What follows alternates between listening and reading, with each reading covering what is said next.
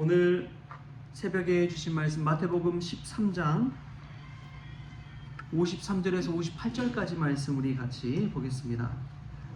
마태복음 13장 53절에서 58절까지 말씀 우리 같이 한 목소리로 읽겠습니다.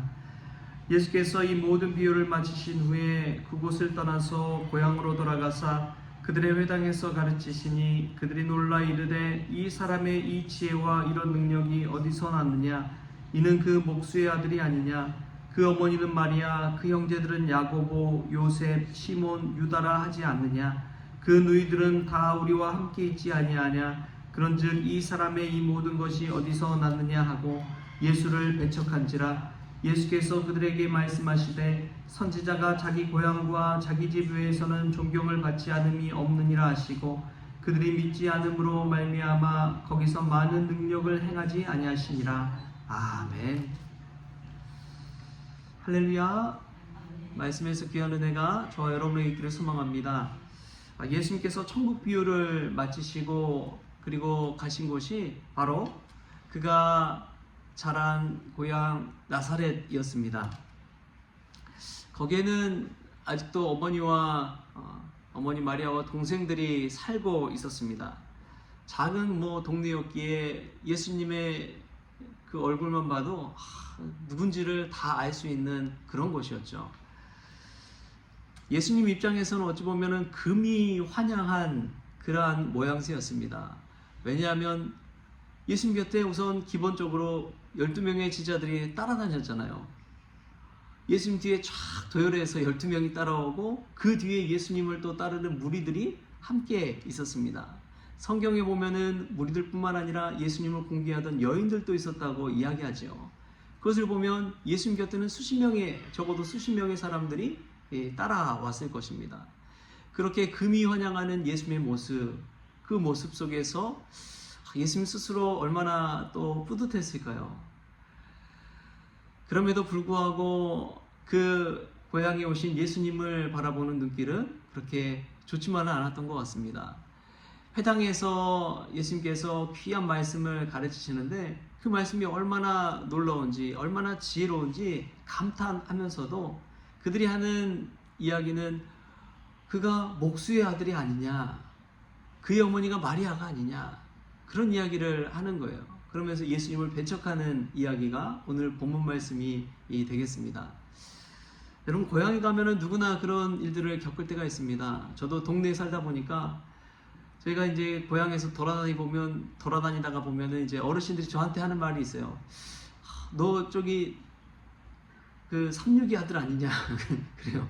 제 이름을 모르세요. 누구 아들 아니냐? 막 그래요. 네, 맞습니다. 그러면은 막 이제 옛날 어쩌고 저쩌고 아버지 이야기를 막 하시죠. 그런 이야기를 보면은 제가 어디 가든지 목사라고 불림받은 사람 아닙니까? 대부분이 만난 사람들이 목사님이고 또 성도님들이고 교회 분들이고 다 그런데 고향만 가면 누구 아들 아니냐 그런 이야기를 꼭 들어요. 그것을 보면은 참 이 고향에서의 인식, 어렸을 때부터 나고 자란 그 모든 것을 봐온 사람들의 인식은 다르다는 것을 알 수가 있습니다. 그 사람의 사회적 지위가 어떻든, 사회에서 무슨 일을 하든, 그 사람의 직업이 무엇이든 고향에 가면 누구 아들이 되는 거예요. 그냥 예수님도 그랬던 것 같습니다. 그런데 이 예수님을 대하면서 배척한 그 고향 사람들을 볼 때 우리가 어떤 인식을 가져야 되느냐, 그것을 한번 생각해 보게 됩니다.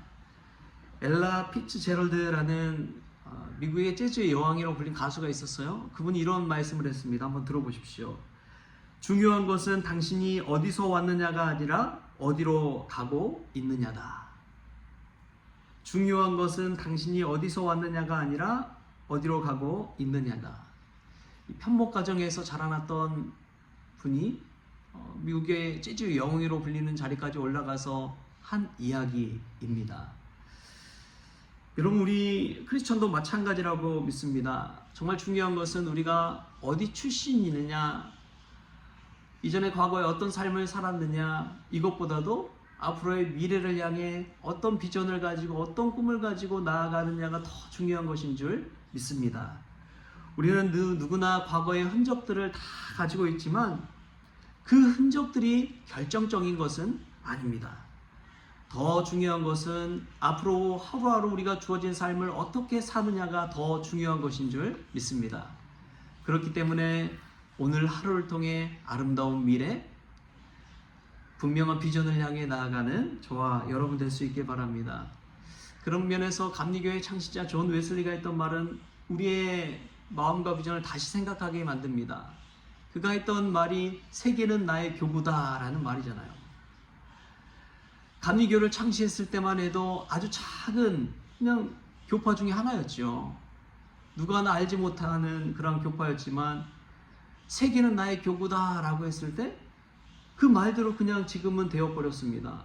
온 세계의 감리교회를 모르는 분들이 없잖아요. 그만큼 열린 마음 가지고 오픈해서 미래를 향해 나아갈 때 우리의 인생도 우리의 삶도 완전히 달라질 수가 있는 것이지요.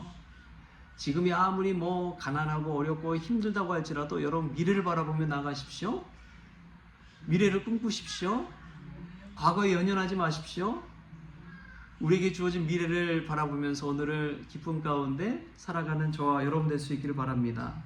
오늘 말씀 가운데 또 우리가 알 수 있는 것은 믿지 않는 자들, 예수님 배척하는 자들에게는 예수님께서 능력을 행하시지 않으셨다는 사실입니다.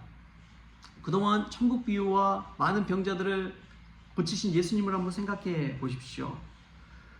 수많은 이들이 예수님을 만나서 변화되고 병 고침받고 온전해지고 새 사람이 되었습니다. 그러나 고향 사람들은 자신들이 가지고 있는 예수님을 배척하는 그 마음 때문에 그 능력을 경험하지 못한 것이지요. 새번역 성경에 보니까 오늘 우리가 읽은 58절 말씀을 이렇게 번역해 놨더라고요. 그리고 그들의 불신앙 때문에 거기서는 많은 기적을 행하시지 않았습니다. 그들의 무엇 때문에요? 불신앙 때문에. 불신앙 때문에 예수님께서는 거기서 많은 기적을 행하시지 않았다고 성경은 기록하고 있습니다. 불신앙이 있는 자들은 다름이 아니라 선입견과 편견이 있는 자들이지요.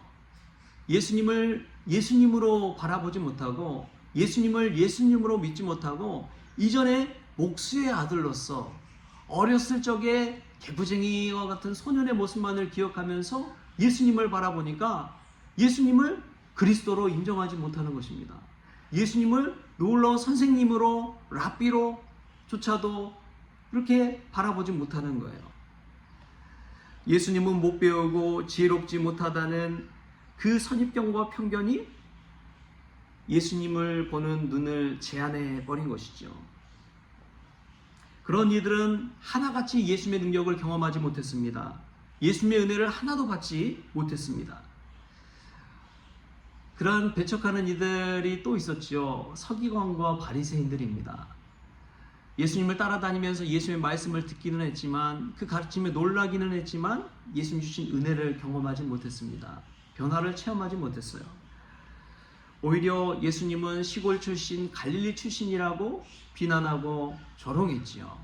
그리고 흠잡을 게 없는지만을 눈여겨보았습니다.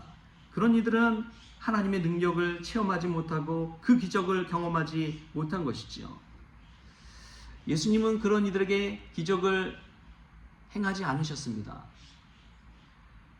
능력을 베풀지 못한 것이 아니라 안 한 것입니다. 못한 것과 안 한 것은 큰 차이가 있잖아요.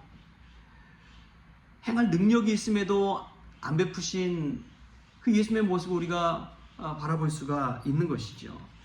예수님은 믿는 자에게 나아가서 기적을 베푸시는 분인 줄 믿습니다. 너희 믿음대로 될지어다. 따라 내 믿음이 너를 구원하였으니 평안히 가라. 두려워하지 말고 믿기만 하라. 중풍병자를 고치기 위해 지붕을 뜯고 침상을 끌어내린 4명의 사람들, 그들을 보시고 예수님께서 하신 말씀이 무엇입니까? 그들의 믿음을 보시고 예수님은 중풍병자를 고쳐주셨습니다. 중풍병자의 믿음이 아니라 그 중풍병자를 고쳐주실 것이라는 믿음을 가지고 내려주신 내린 그 사람들의 믿음을 보시고 고쳐주신 것이죠. 여러분, 예수님은요, 우리의 외모나 우리가 사회에서 뭐 잘 살고 있거나 성공했거나 그런 것 바라보신 분이 아니라 우리의 믿음을 보시는 분인 줄 믿으시기 바랍니다. 오늘도요, 이 새벽에 오셔서 우리의 믿음을 보세요. 우리의 믿음을 달아보세요.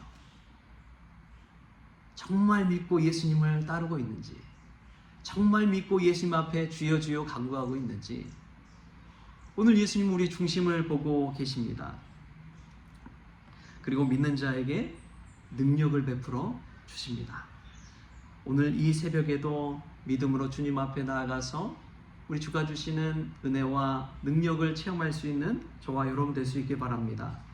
우리가 읽진 않았지만 바로 다음 장에 마태복음 14장에 보면 오병이어의 기적이 나옵니다. 오병이어의 기적이 나오는데 이 오병이어의 기적을 베푸는 배경을 보면 이 빈들의 광야에 날이 저물었는데 예수님을 따라다니더니 5,000명이 넘는 사람들이 모인 거예요. 그들은 날이 저물었는데도 집으로 돌아갈 생각을 하지 않았습니다. 이미 저녁 때가 되었고 배가 고플 때인데도 그들은 예수님 곁에 머물렀습니다. 왜 그랬습니까? 예수님을 믿은 것이지요. 예수님을 믿음으로 따른 것이지요. 배를 채우는 것보다, 밥 먹는 것보다, 경제적으로 성공하는 것보다 예수님을 믿고 따르는 일이 더 중요하다고 생각한 이들이지요.